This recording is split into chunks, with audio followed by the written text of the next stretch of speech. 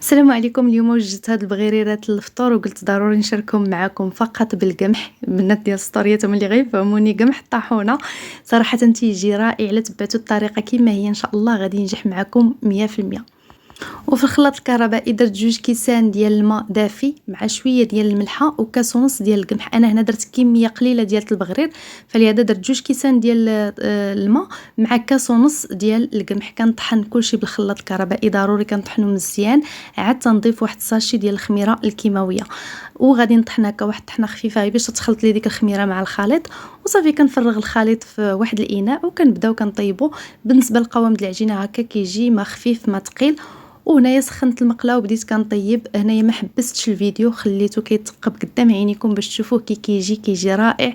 ما تحتاجوش انكم تسناوه انه يخمر ولا شي حاجه، مباشره كنشعل المقيله وكنبدا كنطيب. تيجي رائع وما كنديرش السكر سنيده في الخليط كما شفتوا، فقط الخميره الكيماويه مع القمح والملحه والماء، وتيجي رائع وكيجي محمر. ما تحتاجوش انكم تزيدوا سكر سنيده. بالنسبه للخميره ديال العجينه ما كنديرهاش في البغرير، كندير غير الخميره الكيماويه. الا كنت غندير ثمن مثلا نص كيلو ديال القمح كندير 2 ساشي من الخميره الكيماويه. الا كنت غندير كميه قليله كندير ساشي واحد. وهذا هو البغرير ديالنا. كنتمنى انكم تجربوه، راه الا جربتوه غينجح معكم ان شاء الله.